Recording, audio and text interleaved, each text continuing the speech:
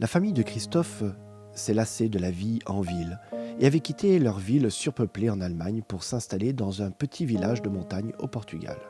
Leur but était d'être plus près de Dieu et plus près les uns des autres. Cette famille décida d'apprendre le portugais tout en aidant leurs voisins. Un jour, Christophe rencontra Antonio, un gardien de chèvres, et lui demanda la permission de s'occuper de ses chèvres. Antonio accepta et commença à apprendre à Christophe comment s'occuper de ces animaux qui sont très joueurs. Lorsque Christophe découvrit qu'Antonio ne savait ni lire ni écrire, il lui offrit de lui faire la lecture. À leur rencontre suivante, il apporta sa Bible. Antonio écouta attentivement les histoires de la Bible que lui lisait Christophe et fut heureux et enthousiaste que quelqu'un lui lise ces messages spéciaux de Dieu.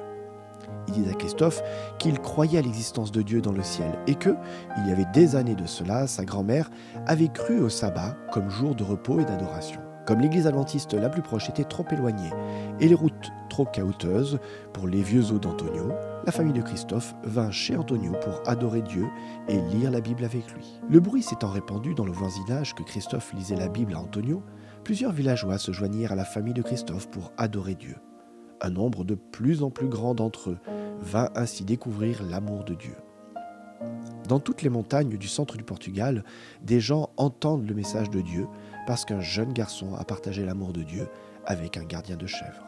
Nos offrandes fidèles de promesses, apportées aussi régulièrement et systématiquement que la dîme et réparties en accord avec le plan des offrandes combinées, permettent de présenter Jésus aux habitants des villages de montagne et des grandes villes.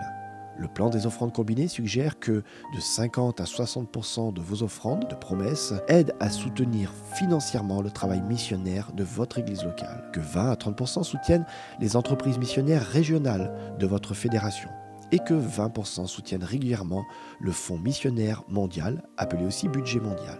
Ce fonds soutient financièrement les missionnaires envoyés outre-mer, ainsi que les missions, programmes, projets et institutions consacrées à la formation des missionnaires. En apportant nos dîmes et nos offrandes de promesses, prions pour les pionniers de Mission Globale. Puissions-nous toujours mettre nos désirs à la dernière place et Dieu à la première.